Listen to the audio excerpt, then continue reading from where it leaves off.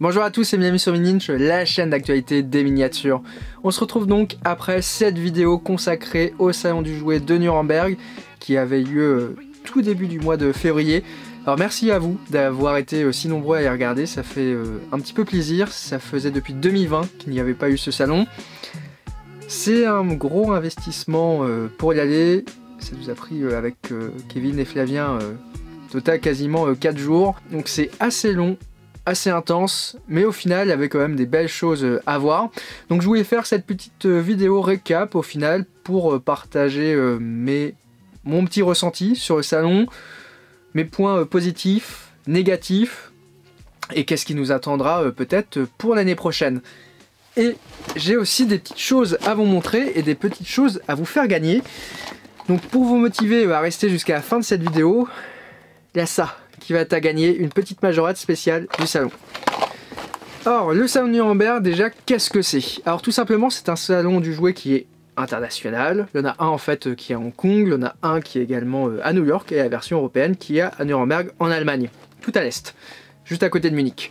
C'est un salon qui est professionnel et en fait qui est d'abord destiné initialement aux magasins de jouets, aux acheteurs, à acheter en fait leurs futures nouveautés pour toute l'année en cours et particulièrement préparer Noël.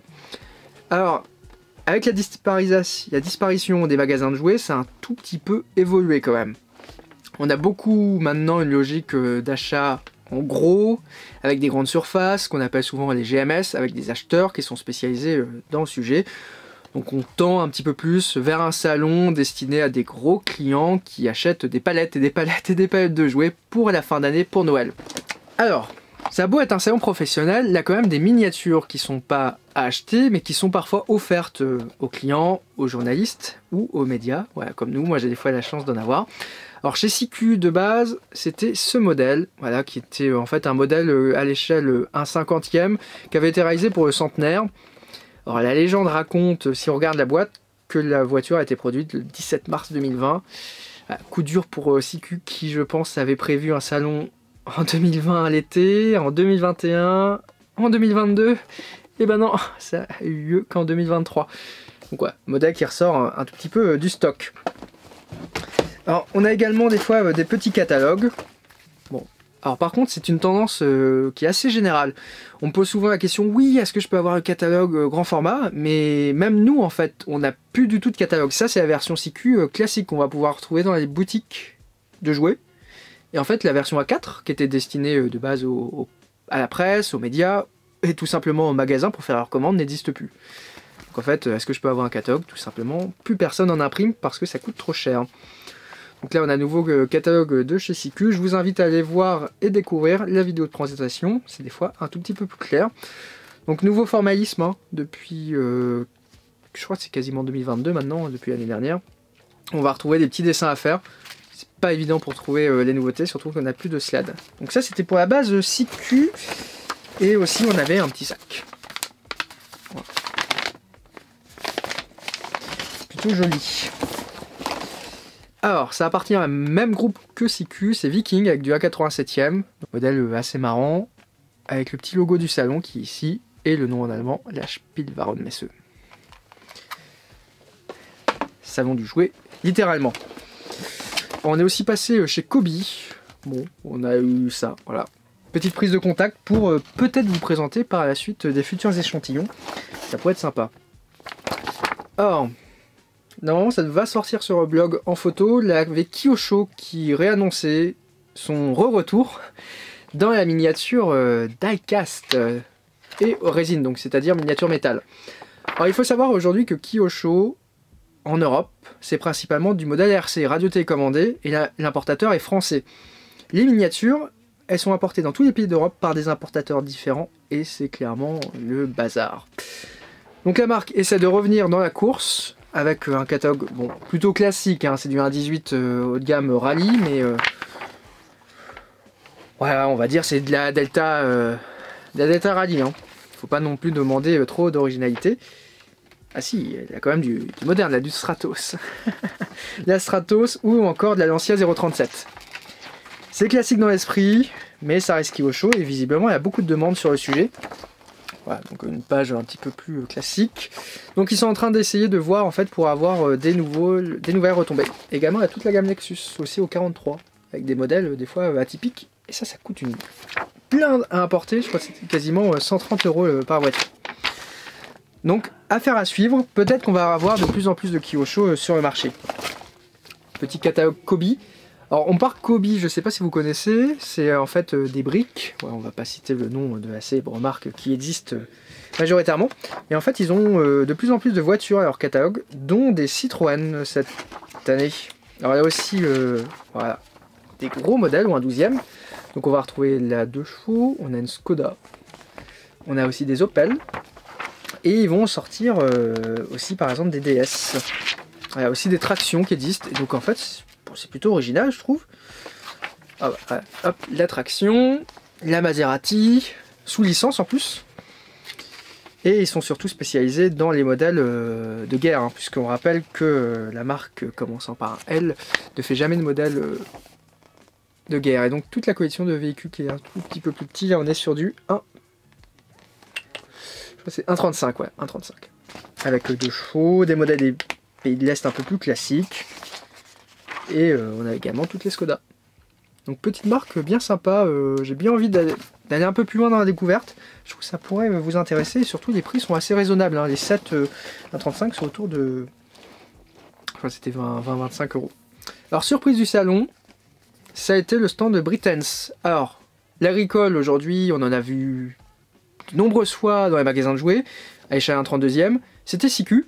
Mais ça fait quelques années qu'ils sortent plus rien. Et en fait, Britanz, qui était le concurrent historique, bah, revient, mais dans la course, à une vitesse hallucinante. Bah, il n'y a plus de concurrence. Ils sortent aujourd'hui des sets ultra étonnants. Donc cette année, il y avait quasiment 20 nouveautés. Alors, voici quelques petites photos du stand. D'ailleurs, il y avait ça qui était énorme, je trouve, quand ça va sortir. C'est un JCB aux couleurs d'Aston Martin, la F1, avec la boîte Aston Martin F1. Bon, c'est bien marrant. Ils ont un catalogue qui est lisible et en fait au milieu on va retrouver toute une partie collection avec tout ce qui va pouvoir sortir. Alors on voit qu'il y a beaucoup de nouveaux John Deere. On a aussi du Valtra, des nouvelles remorques et le tout c'est ultra bien détaillé pour un prix qui est moins cher que CQ. Bref, si c'est bien une marque à surveiller je trouve à l'échelle 1/32e pour se faire plaisir quand on aime tout le domaine agricole, bah, c'est chez Britanz qu'il faut aller. Hein. Alors, on a eu ça, c'est pas un modèle salon, mais petit cadeau de la part de Greenlight, ça fait toujours plaisir, marque américaine, principalement centrée sur un 64, commence à en trouver dans les jouets club. Donc là c'est une nouvelle série qui sort cette année, bon c'est encore une Dodge Charger Golf. Hein. La plus classique. Alors qu'est-ce qu'on a? Un petit porte-clés de chez Britanz, voilà, pour leur avoir dit un petit coucou. Alors, sac catalogue Majo, je vous réserve ça pour la fin. Alors vous l'aurez noté, hein, c'est un sac XO. Voilà, alors ça c'est une belle boîte par contre. On va pas voir parce qu'il y a des petits reflets. Voilà, modèle XO 1/43e du salon. Alors XO c'est une marque qui n'est pas forcément la plus connue sous le nom XO. Par contre c'est une marque dont vous avez forcément un modèle puisque c'est elle qui produit pour toutes les séries presse et collections presse et pour beaucoup de marques. Hein. Par exemple les Greenlight... alors, il ne me semble pas cette série 64, mais la série 43, c'est XO qui a produit. Alors, voici le petit modèle salon. Bon, là, c'est un peu plus exclusif, hein, on voit. Tac. Il n'y en a que... Voilà. Alors, il n'y en a que 99. On est sur une Ford Puma. C'est un nouveau moule, donc qui n'est pas encore sorti dans la gamme XO. Voilà, avec un petit logo 2023, logo du salon... Ouais, clairement, mon modèle favori. Hein. Et ça, pour l'avoir, voilà, faut avoir des bons contacts avec le fabricant ou lui faire des beaux articles. Donc, logiquement, on devrait avoir un peu plus d'XO sur la chaîne prochainement. Voilà. Donc, un modèle qui est vendu autour de 35, il me semble, celle-ci 40 €. Donc, c'est un petit peu moins cher qu'une Spark. Hein. Bon, c'est un niveau de détail qui est un peu moins poussé. Par contre, j'avoue que l'emballage, voilà, l'emballage, il fait tout. Hop, alors, il y a quand même boîte, voilà, sur boîte, et sur boîte.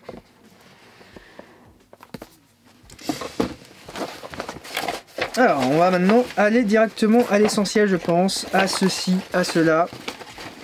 Bon, après, qu'est-ce qu'on a? Ouais, on va avoir une carte postale de chez CQ, ça va pas forcément vous intéresser fortement. Chez Majorette, c'est pareil qu'ailleurs, il n'y a pas de catalogue de plus pour ceux qui vont sur salon. Il y a un petit catalogue Flavor qui va être disponible normalement dans les magasins de jouets, donc il est tout petit, hein, comme on peut le voir, voilà. Et c'est le même en fait qui est la version qui est en ligne. Donc ça vous fait découvrir les différentes nouveautés avec une bonne loupe, parce que c'est tout petit. Hein. Voilà. Et si vous voulez voir et découvrir les voitures premium, il faut aller tout à l'arrière sur un autre document qui est un grand Flavor. Alors pourquoi on va parler Majorette? Tout simplement avec ce modèle. Donc historiquement, il y avait beaucoup de marques qui faisaient des modèles spéciaux pour le salon. Il y avait nos rêves à une époque qui faisait des 43. Il y avait des fois Mini-Champ qui faisait une 43e. J'en ai une qui doit traîner. Bah tiens, elle est juste là. Hop. Donc ça c'était le modèle Mini-Champ 2020. Voilà, avec un petit logo sur le toit. Des fois c'est pas grand chose, hein, c'est juste un petit logo. Et dans les jouets, des fois ça va un peu plus loin puisque c'est une production plus importante. Comme Majorette, qui va en fait réaliser ce modèle pour tous les salons du jouet autour du monde auxquels ils vont participer. Donc à Hong Kong, Nuremberg et à Londres. Ils font pas New York, puisque Majorette est principalement centré sur le marché européen. Donc cette année, on peut voir que c'est une Porsche, voilà, 2023, avec le petit logo Toys Fair ici. Un modèle qui a été produit le 12 décembre 2022. Si la plupart du temps, les modèles qu'on trouve dans le commerce, chez Jouet Club, chez King Jouet, arrivent par bateau, les modèles comme ça du salon arrivent par avion. Donc ils ont une date de fabrication un peu plus tendue. Hein. Donc le modèle était prêt quasiment un mois avant. Alors, on va pouvoir l'ouvrir. Voilà. Donc on va découvrir une nouveauté Vision, qui est en plus une nouveauté du catalogue 2023 qui n'est pas encore sorti. Donc voilà, c'est une petite avant-première. Alors c'est une voiture qui est issue donc de Gran Turismo, vous l'aurez deviné, avec sa version Porsche, si j'ai bien compris. On va avoir le vitrage supérieur qui doit s'ouvrir. Voilà, comme ça. Hop. Voilà. Et donc la décoration est exclusive avec le numéro 23 plus la petite boîte. Alors pas de panique, si vous voulez absolument cette voiture, on peut la trouver sur des sites de vente. Je crois qu'elle cote autour de 30 €, c'est un petit peu moins que d'habitude. Mais surtout, normalement, Majorette fait une version de série, légèrement différente, soit des fois avec des jantes différentes, ou une typographie un tout petit peu différente pour les collectionneurs. Et néanmoins, si vous n'avez pas envie d'aller en acheter une sur internet, bah, je vous en fais gagner une, puisque j'en ai une pour vous, en plus de la mienne. Alors c'est pas compliqué, vous avez juste à vous abonner à la chaîne Mininch, à mettre un petit commentaire, et voilà, vous participez. Et d'ailleurs, si vous taguez quelqu'un d'autre, vous invitez quelqu'un d'autre à participer, vous gagnez une chance supplémentaire de pouvoir tenter de gagner cette voiture. Je vais laisser une semaine et demie, je pense, et de toute façon, tout est en description pour tenter de repartir avec ce petit modèle exclusif. Là, celle-ci, vous ne pourrez pas l'acheter ailleurs. Alors j'ai juste terminé cette vidéo rapidement, voilà, on va passer dessus. À Nuremberg, il faut déjà réussir à rentrer dans le salon. Ça, c'est la première étape puisque c'est un salon professionnel. Nous, on avait cette année avec l'équipe une accréditation média. La plupart du temps, il faut une accréditation de revendeur du monde du jouet. Mais sur la plupart des stands, ils sont fermés si vous n'avez pas de rendez-vous. Donc en fait, vous restez simplement devant la porte. C'est le cas de chez Mattel. Ça fait quasiment 5 ans que j'y vais. 5 ans que je fais mettre à la porte. Et cette année, j'ai enfin réussi à rentrer. Alors, on rentre, mais on n'a pas le droit au portable et pas le droit à l'appareil photo, c'est-à-dire pas de photo du stand, qui est vraiment énorme. Il fait 2500 m², juste pour information, et il y a à peu près un staff de 100 personnes qui travaillent dessus. Donc je suis reparti avec un sac Barbie, voilà. Et si on veut pousser le vice un petit peu plus loin, le pack d'accueil journaliste, bah, il comprend une jolie Barbie. Voilà. Nouvelle référence 2023 au passage, mais on ne va pas encore changer de thématique sur la chaîne. Néanmoins, pour ceux qui s'intéressent, n'hésitez pas à aller voir cette nouvelle référence qui dit c'est ma première Barbie. Alors, on a une petite Matchbox. Pas d'exclusivité ici, tout est des modèles de série, qui est en fait une nouvelle gamme qui vient de sortir en Allemagne pour les 70 ans. Donc cette année, c'est 70 ans de la marque. Il y a toute une série qui va arriver très prochainement dans les rayons, qui est déjà disponible pour un ou deux modèles dans les actions avec des boîtes blanches. Donc en fait, on a un petit blister qui est spécifique. Donc là, voilà, avec une nouvelle Porsche, toute jolie, toute belle. D'ailleurs, il y avait aussi un Uno dedans, plus intéressant. Et également on profite de parler de Mattel, puisque c'est l'annonce qui vient d'être réalisée cette semaine, le Hot Wheels Legend Tour, qui va arriver en France et dont la finale aura lieu aux 24 heures du Mans. Donc je vous hésite à consulter le blog et aller voir toutes les informations sur cet event dont on va sûrement parler. Bon, il me semble que c'est bientôt la fin de cette vidéo. Tout d'abord, mes points positifs du salon. Comme d'habitude, il y a beaucoup de stands, le salon est très grand. Honnêtement, il faut 20 minutes hein, si vous voulez aller de chez Siku jusqu'à Norev, qui est à l'autre bout du salon. Un jour, je ferai un timelapse. Vous verrez, c'est littéralement hallucinant. La partie miniature, on sent qu'il y a vraiment beaucoup de production chez les grandes marques. Donc les gros groupes, que ce soit Solido Auto, Schuco, maintenant Spark, qui produit, et également toute la partie XO. Donc on sent vraiment que dans le milieu de la collection 1.43, 1.18e, c'est de ce côté-là que tout est produit. Et ce qui fait que les petites marques, qui des fois profitaient de certaines usines à bas coût en Chine, bah avec le Covid, elles ont totalement disparu ou n'arrivent plus rien à sortir. Et c'est le cas par exemple de Minichamp, qui est quand même une petite marque, mais qui n'avait pas sa propre usine en Chine, et qui est quasiment mort aujourd'hui. C'est même à se demander si elle va pas disparaître très prochainement. Est-ce que Minichamp va résister à 2023? Ça, c'est vraiment la vraie question qu'on peut poser. Également, chez Norev, on avait beaucoup de modèles qui étaient allemands qui étaient présentés. Vous avez pu le voir dans les différentes vidéos. Très peu de françaises, très peu d'1.43. On voit que l'Allemagne tire vraiment vers le haut les 1.18e allemandes. Voilà. Mais quid de reste? Ça, c'est une vraie question également qui peut se poser. L'univers du jouet, on voit qu'avec les problématiques de licence des constructeurs qui resserrent de plus en plus la vis, que ce soit par exemple le groupe Volkswagen ou la Hawking Golf qui existe dans les jouets, est-ce que c'est la faute des marques ou en fait c'est la faute du constructeur qui met une licence qui est impossible à obtenir sur le sujet? On se rend compte que ce qui sort du lot, c'est Mattel, c'est Majorette, et en Allemagne c'est encore Siku, parce que si Siku aujourd'hui en France est un tout petit peu en dessous, si on a parlé chiffres également un petit peu de vente, juste pour information, en Allemagne, le premier vendeur de voitures miniatures, c'est Siku. Deuxième, c'est Mattel. Troisième, c'est Majorette, par exemple. Voilà, pour vous donner un petit ordre d'idée. Alors qu'en France, je pense qu'on est plus Majorette, Mattel et Siku est un petit peu plus loin. Bon, nos rêves aujourd'hui vendent plus dans grande surface, donc ça résout la problématique. Chez Wally, par exemple, il n'y avait pas de grosses nouveautés. Et il n'y a pas eu de nouveaux fabricants, comme à une époque, il y avait MRMZ City, par exemple, qui produisait les petits dioramas que j'ai présentés sur la chaîne, qui avaient été vendus par Airpa. Mais ils n'étaient pas présents. Donc on voit clairement en fait que ce salon aujourd'hui devient un salon de grosses marques. Par exemple chez Mattel, tout va bien. Hein. Même chez Britannic, qui appartient au groupe Tommy, et voilà, tout roule. Ils ont leur propre usine, ils sont pas forcément en Chine, parce que les Hot Wheels sont faites par exemple en Malaisie, les Matchbox en Thaïlande, donc ils ont moins de problèmes d'approvisionnement que s'ils étaient full Chine.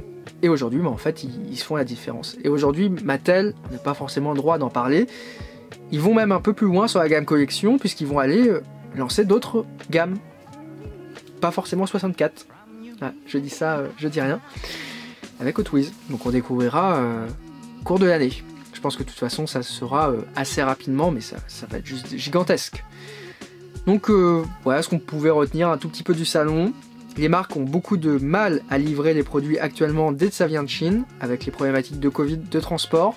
Elles sont limitées par les licences et les grands groupes, ils explosent. Donc le point positif, c'est que les grands groupes explosent, mais ils vont quand même aller chercher des nouveaux marchés, des nouveaux produits. Et ça c'est positif parce qu'on pourrait au final avoir une situation où tout le monde reste à sortir les mêmes produits. Hot Wheels fait que du Hot Wheels, Majorette fait que du Majo, et jamais sortir pour essayer de gagner quelques petites parts de marché quand même. Donc chez Majorette, on a la gamme 1.43e qui va se renforcer, la grande série pour la partie jouée. Siku, ils vont essayer de produire un petit peu plus de produits originaux, mais ils ont encore de la difficulté. Hot Wheels va donc aller vers des nouvelles thématiques, nouvelles séries. Matchbox va être renforcé à fond sur le marché européen avec des séries 70 ans à gogo, des coffrets thématiques par exemple pour les voitures électriques. Côté collection, tout simplement, une miniature maintenant va forcément sortir de chez XO, de chez Solido ou de chez Spark. Ah, ça va être comme ça. Hein. Schuco a été absorbé quasiment par Spark avec une nouvelle entité. Solido, ils vont sortir des modèles, mais au 43, au 12e, 18e, auto au 18e, au 12e, à n'en plus finir. La GT Spirit également qui va poursuivre dans tout ça. Bon, XO, ils produisent déjà pour la Terre entière. Donc ça, c'est plutôt positif. Je regarde si j'ai pas une petite XO qui traîne. Non, je ne pense pas. Donc voilà un petit peu le résumé de cette vidéo et du salon du jouet. Dans tous les cas, je vous invite à découvrir ou de redécouvrir les 7 vidéos qui ont été réalisées pour le salon du jouet international de Nuremberg sur la chaîne. Il y a même une playlist que j'ai créée pour ça. Allez-y, abonnez-vous à cette chaîne. On est aujourd'hui plus de 7000. Alors direction les 10 000. Peut-être qu'on peut atteindre ce chiffre et puis il y aura peut-être une vidéo un petit peu particulière qui sortira à cette occasion. Si vous voulez gagner à Porsche, tout est en description. Tentez votre chance, évidemment. De notre côté, on se retrouve donc très bientôt sur Mini Inch. Allez, ciao!